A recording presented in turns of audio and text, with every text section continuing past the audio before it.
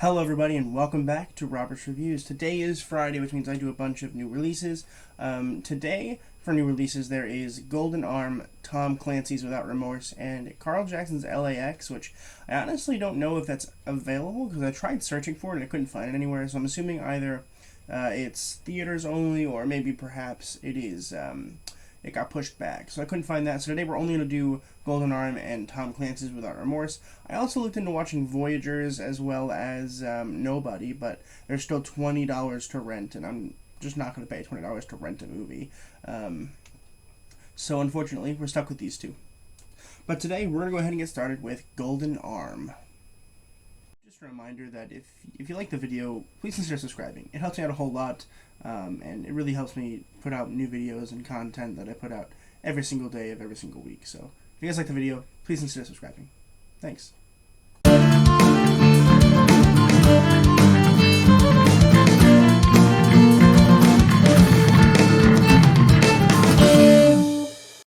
Golden Arm was released in 2021. It was written by Anne Marie Allison and Jenna Milley and directed by Maureen Baharucha, which is an awesome name.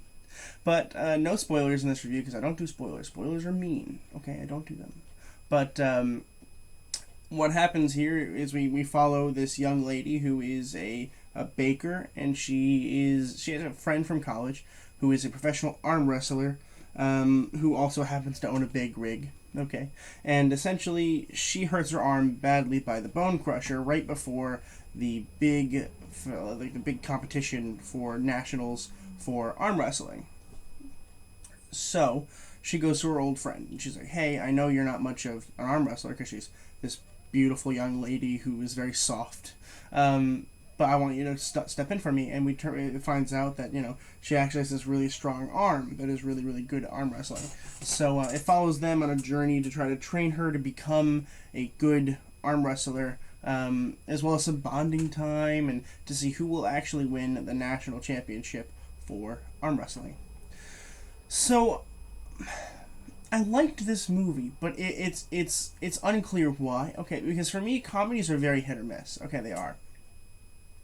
And this is not really my style of comedy. It's just very outwardly funny. I like movies that are smartly funny or at least outrageously funny. This one's kind of in the middle. It's this weird it's outwardly funny, you can tell, right? Because they're just cracking jokes. They make jokes about their own movie, sort of, without literally doing it, but sort of, without breaking the fourth wall, I should say. But it's funny. It really is. It is genuinely a funny movie. These two main actors are amazingly hilarious. And another thing this movie does is it does bring some politics into it, in the fact that it's kind of a feminist movie, right? Because the two main characters are female, and they're in this sports competition, and one of them is acting very brassy, and the other one's very petite and kind of quiet, which are basically the two main stereotypes that we associate with women, right? Which is wrong, but it is how they are typically portrayed in films, right? And we see both sides of the coin here, right? We have big, brassy Danny, and we have this petite and quiet and soft Melanie here.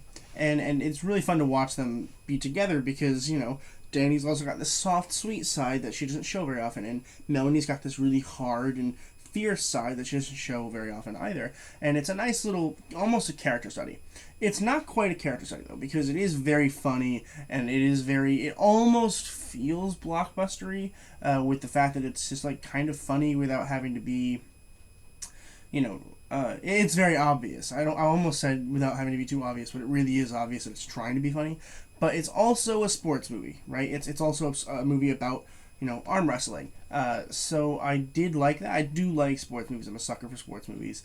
But I think that it was leaning more towards comedy than sports movies, right? Because we got a lot of arm wrestling, but we didn't get a whole lot of it, which I almost think didn't benefit the film a whole lot. I do think we could have used a little bit more arm wrestling. And I think that the comedy could have been a little less obvious.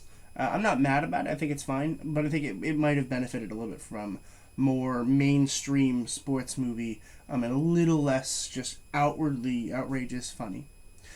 But I do think that this film does really, really well is it sells us on its two main characters. Okay, so we're going to talk about the acting with Mary Holland as Melanie.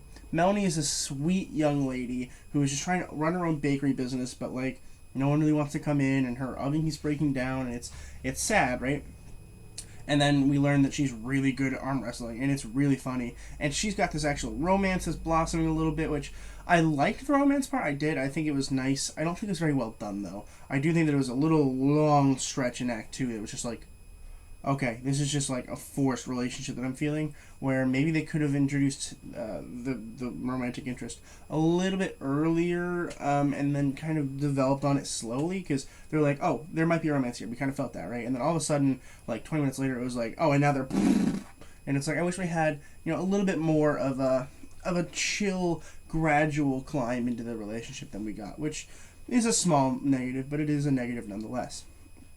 But I do think that Holland did, she resonated with her character. She was able to pull through on the demanding parts where she's got to be, fierce and actually do, arm wrestling. But she also is really good at playing this more petite, soft female that was really, really nice. And I do think that I'd like to see her in a film where she does either one of the two. I think she can play both, and she proves that here. Betsy Sodaro as Danny. Now here, this is complicated because her voice is annoying as hell for me. I honestly, it really annoyed me. But that is, I think, more of a personal thing than it is about the actual film. It bothers me. I was like, oh my gosh, please. Again, more of a personal thing. But still, annoying nonetheless. But I did get over it, and I think she was really good. I don't really care for the stereotypes that she portrays a lot of the time. Not that she portrays, but people like her portray a lot, which is like the big brassy woman. I think that stereotype is overplayed, and that there's more depth to it. And that is one thing that I wish I got a little bit more out of Danny's character here. Is I wish we had more depth. Right? I wish it wasn't just I'm a trucker and I'm arm wrestler, and it's like I know that, but like, can we have some more depth? Can we have an actual romance, maybe? If we had moved the romance from Melanie to Danny here, I think it might have actually developed Danny's character a little bit more, because she has a romance, but it's more of a brassy romance, and I'm looking for some depth in these characters, because what I want from these stereotypes is for them to not be stereotypical, right? Because I'm watching a woman be brassy. I want it to be brassy for a reason. And I get that she's supposed to be this arm wrestler, but not all, this movie proves it. Not all arm wrestlers are big and brassy. They can be, petite and sweet and nice and still appreciate the sport. Which, again, we have these two stereotypes that could have been imbued in one person. But for what it's worth, I do think it was a good character, and I liked it. It was fun to watch her. But, I do wish there was a little bit more depth to the performance, and I don't really blame a whole lot of that on Sodaro here, but I could have used a little more depth. Overall, this movie is fun. It is fun to watch. Definitely check it out. It's on Vudu or Fandango now. I think both are $7, so definitely worth $7. I would pay $7 for this. And I don't think it's a movie that's going to last very long. I think it's going to be funny. I think people are going to like it for a little bit, but by next year, people will probably have forgotten about this movie, unfortunately.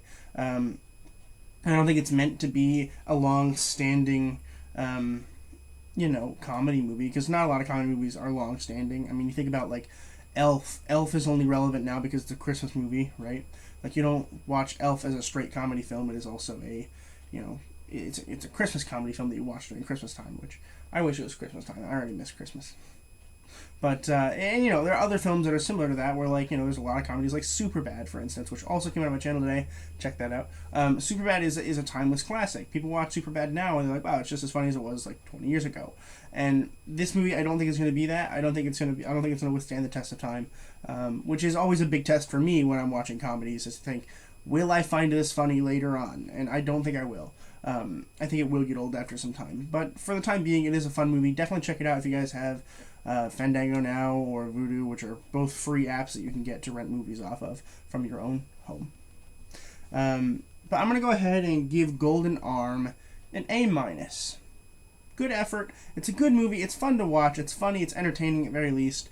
But nonetheless, I definitely don't think it's perfect, and it will not withstand the test of comedy time. Before we go, I want to apologize for my nose being red this whole time. I played a lot of virtual reality yesterday, and so it gets sore right here from the headset, and then it builds.